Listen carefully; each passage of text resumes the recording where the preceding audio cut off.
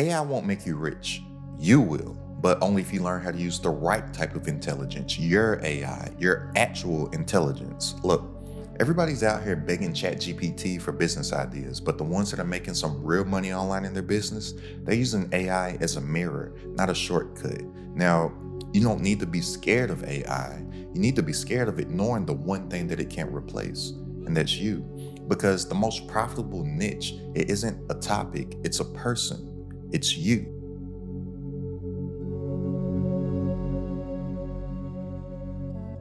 Can I be real for a second? AI didn't kill creativity, it exposed who never had any. Look, everyone can generate the same topics, the same scripts, the same logos, try to look the same knowledge as, but originality is back in style. And I'm so excited about it because for now, henceforth, and forevermore, those who really win, they'll know how to take their actual intelligence and turn it into real assets. That means your experiences, your stories, your frameworks, your way of thinking, because information is now more free than ever, but interpretation, that's priceless. And that single thing allowed me to make over 7 figures online in my business and have my first digital product do a little over 900K. And it's only gonna take me about 5 minutes to break this down. So if you don't have 5 minutes to spare, then you'll probably just search all over the internet for what the best niche is and what niche makes the most money, not realizing that it's not about the thing, it's about you. So if you don't have 5 minutes to spare, feel free to click off this video and go look for whatever the best paying niche is, and then you're just gonna keep on hopping from niche to niche to niche to niche, and you're just gonna turn into a nicher. And I don't like how that rolled off my tongue right there. So if you don't look like me, be careful how you say that word. But before AI, the internet rewarded information.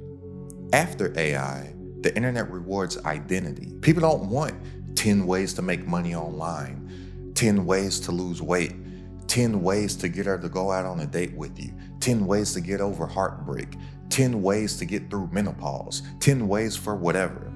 They want your 10 ways. Look at the biggest creators right now.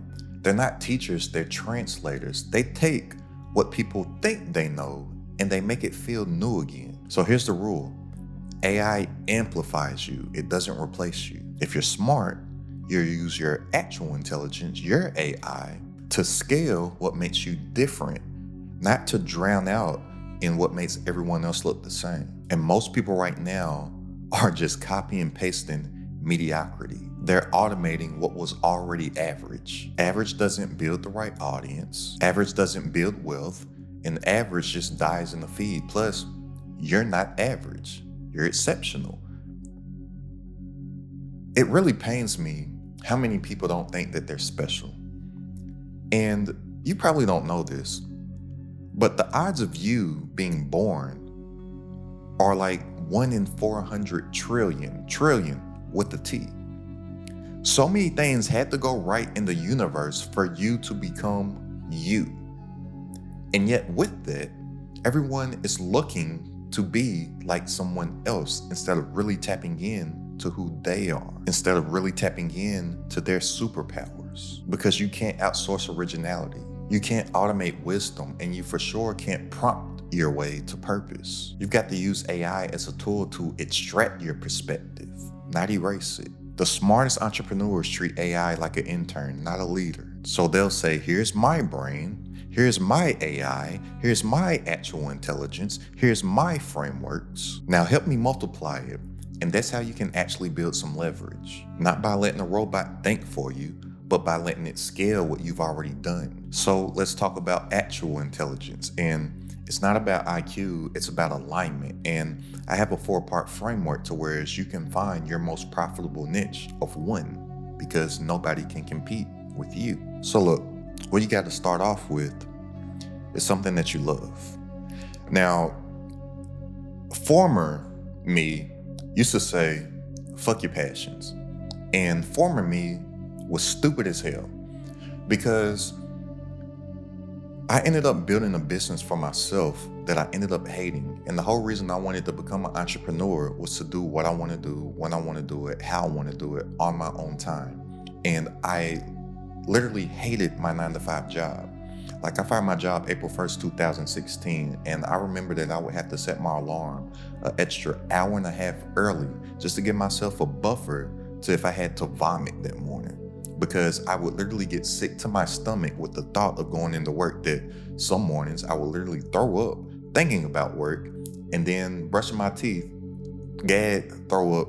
It was nasty. It was disgusting. So I was like, okay, nah, I can do more than this. I can be an entrepreneur. But when I first started off on my entrepreneurial journey in my path, I didn't think about anything that I love.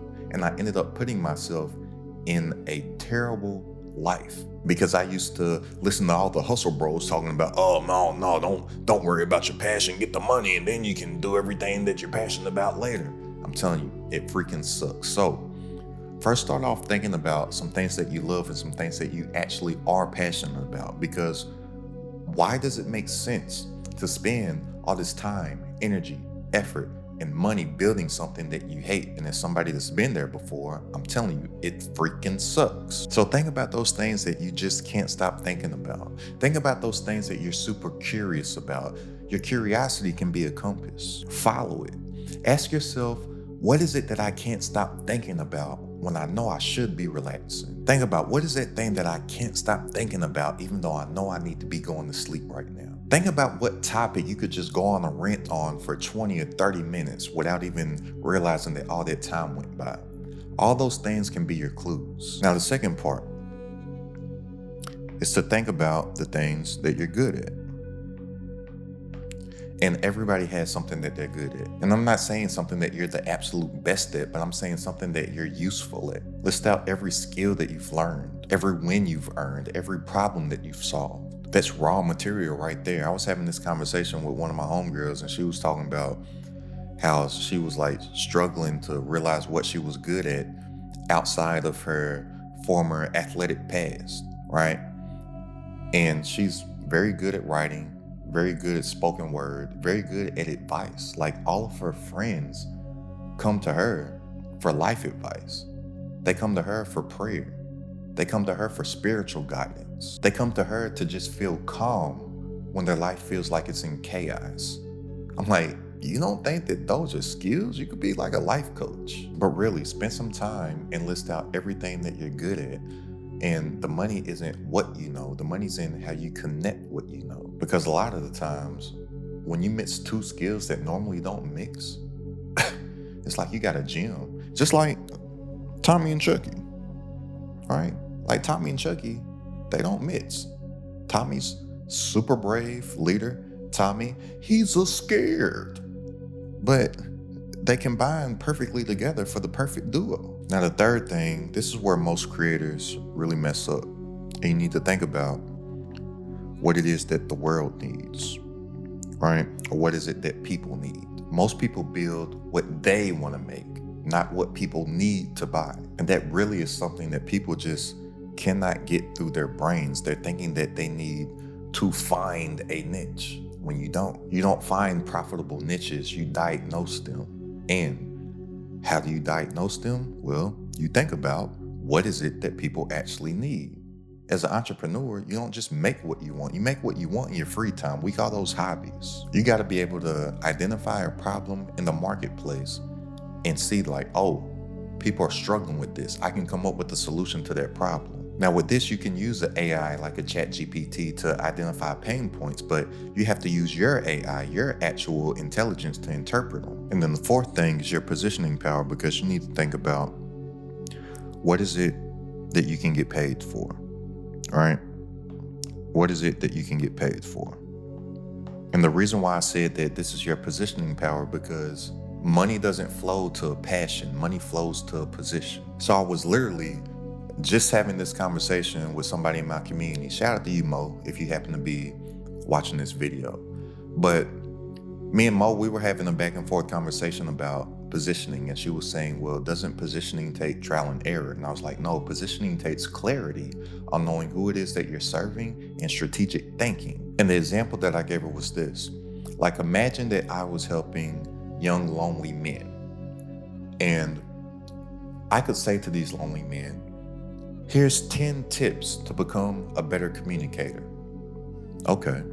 Or I could say, how to approach any girl in public without being creepy. 10 tips to become a better communicator, how to approach any girl in public without being creepy. And my target audience is lonely men. Which one would they gravitate to? Probably this one about how to approach any woman in public without being creepy. And in that video, I can give them the 10 tips to become a better communicator, right? Same exact information in both over here, but the positioning of them would get in front of the right person, whereas that individual would ignore this one right here. And that same individual, if my target audience was lonely men, which one do you think that they would be more willing to pay for? 10 tips to become a better communicator, or how to talk to any woman in public without being creepy? They will probably pay for this because that's a painful problem that they need a solution for. That's the power of positioning.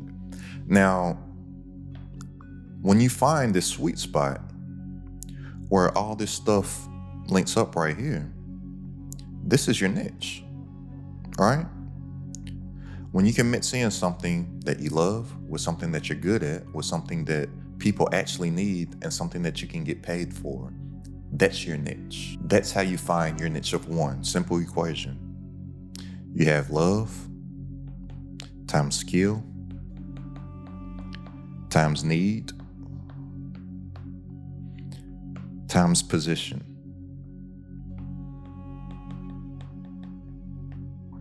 And that equals your niche of one. That's how you don't have any competition. That's how you find your own lane. And I'm telling you, once I did this, it changed my life because, like I said, I had built a lifestyle for myself that was entrepreneurial hell some years ago. I'm glad that I did this and that I started to figure some stuff out, because right now I'm in a season of entrepreneurship where I genuinely love what I do each and every single day. I wake up excited. Like every morning I jump out the bed like it's Christmas morning. Remember that anticipation that you had Christmas morning because you're like, oh, I just can't wait to get to the gifts. That's how I am with my community. That's how I am when it comes to like making these YouTube videos for you. That's how I am with genuinely helping people and adding value to their lives. Like I genuinely love what I'm doing right now. There's no better feeling. And it started with me finding my niche of one and doing this exercise here. Now, this whole concept is called an ikigai. Now, ikigai, this is something that they do in Japan to where they can find their purpose in life. So when I was doing my studies and I came across this concept, I was like, I love that. I can find a niche in business if I just do the same thing. And I can find my purpose throughout my business and actually monetize my passion. Because I don't care what any of these other gurus are saying online. And I know that I'm probably considered a guru because I teach and all this stuff, but I don't like to classify myself with a lot of these people, especially a lot of those make money bros and the Lamborghini guys and all that stuff. Because I don't care what anybody says. Entrepreneurship is hard. That's why majority of people can't do it. Right? I'm not saying that they can't do it, but they won't do it because they can't stick to anything for an extended period of time. You know why? Because everybody's trying to figure out how to make some money doing something that they don't like doing. Whereas when you can find some passion with it, then it's easier to not quit because you actually enjoy it and the journey becomes the joy instead of the outcome. Because something that so many entrepreneurs and aspiring entrepreneurs don't realize is that you have absolutely no control of the results. And while you're going through this grind of a process, if you hate it, then you're gonna quit. And then you're just gonna go work a job that you don't quit. And then you're just gonna feel like you have no control over your life. You don't feel like you can do anything, and then you just exist. And then you're unfulfilled because you're not creating anything. And it's us made in the image of God, who is the ultimate creator. He made us in his image to create. 100% of the people that I've spoken to that do not feel fulfilled in their life, they don't create anything. But all that entrepreneurs do is create. We have to create on a daily basis. That's why a lot of entrepreneurs are fulfilled. And you will feel that fulfillment if you can do this concept right here and mix in what you love, with the skill, with what people need, and proper positioning. Now, you can use AI to amplify your AI, right? Your actual intelligence. And this is how you do it. You use AI to do what it's best at, which is typically going to be speed, structure, and scale.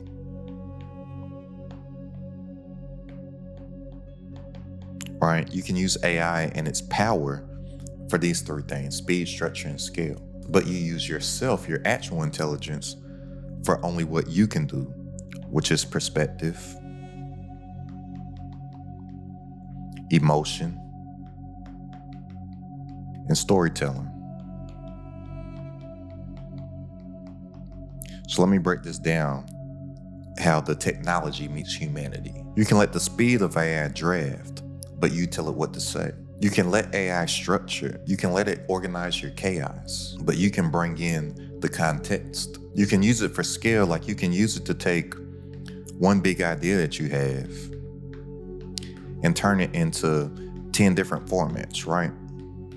But the key is that you use AI. You don't let AI use you, and can use AI to help it craft your niche of one. So if I use a big YouTuber as an example, so somebody that just comes to the top of my mind right now, a gentleman by the name of Ali Abdaal. I'm hoping I'm spelling Ali's name right. If I'm not, sorry, Ali. But let's think about Ali Abdaal. Ali Abdaal's niche is productivity. That seems like such a big niche, productivity. But why has Ali Abdaal been able to build not only a multi-million-dollar business, but a multi-million subscriber YouTube channel talking about productivity? Well, he knows what his niche of one is. Whereas other people out here are trying to get into the productivity niche because they're trying to copy and emulate what Ali Abdaal does. And then they just go on ChatGPT and say, hey, copy all these videos from Ali Abdaal. You're not Ali Abdaal. You're you. What Ali's doing isn't going to work for you because it works for him, because he's found this niche of one. That person in that productivity niche is trying to copy him. Me, as an example, there's so many people out here talking about digital products, and a lot of people talk about passive income and side hustles and all that other crap. But there's other people that you could tap into that may have very similar information as I do. But why does Aston CEO stick out? Because I found my niche of one. I'm not trying to be like them. I'm not trying to copy them. I don't watch any of their content. For what? I already know what I need to do. But I can stand out because not only have I found my niche of one, but like I said, I understand what positioning is. So even something like this video, I could have easily titled this video, How to Find Your Perfect Niche of One. How to Get Paid for Your Passion. Blah, blah, blah, yada, yada, yada. Who would have clicked that? Who would have watched it? I understand positioning because I understand marketing. So I titled the video, The Most Profitable Digital Product Niche Using AI. Because I know that everybody's looking for a shortcut with AI because they think that AI is going to be a shortcut. And since they think that, they end up taking the long route because they're not using any of their actual intelligence. And then probably on the thumbnail, I'm going to put something like millions with AI. Because is somebody going to be drawn to something that says something like, follow your passion? Like, no, I understand positioning. I can talk about that within the video, but I know that that's not what people want to watch. So I can pique their interest, tap into curiosity by giving them what they want. And then when you're here, I can give you what you need. I can put the medicine in the candy. That's what you need to do too. And that all starts with positioning. Your positioning is your protection. And here's the truth. Every niche is going to get saturated, but personalities never do. People can copy your topic, they can copy your product, but they can't copy your philosophy. And the moment you stop chasing niches and start building narratives, you separate yourself from the noise. Your job isn't to blend in, it's to stand out and be non-replaceable. That means talk like a person, not a professor. Use your life as proof, not theory, and sell clarity, not confusion. But everyone's fighting for prompts, and very few are building philosophies. That's the gap. AI, it'll make average people faster, yeah, but it'll make self-aware people unstoppable. And once you understand your AI, your actual intelligence, you'll never need to chase a trend again. You'll create them just like all them that you see on the screen right now. And if you're ready to make more working less online from stuff that you already know, go ahead and click the link down in the description and join this Credit at the Top community. For personal coaching from myself, all my exclusive trainings, plus a private community of entrepreneurs all designed to grow your business online. It's only a few bucks a day to join right now, literally less than a cup of coffee per day. So go ahead and click the link down in the description and tap in, and I'll see you on our coaching call this Wednesday. But when you let your brain become your asset and let your story become your brand and your system become your product, then you, my friend, become the niche. So go ahead and click the link down in the description if you want to tap into the community. I'll see you on the coaching call this Wednesday. Go ahead and check out this video right here about 3 tiny digital products that are always guaranteed to sell, especially with your niche. It's Credit at the Top.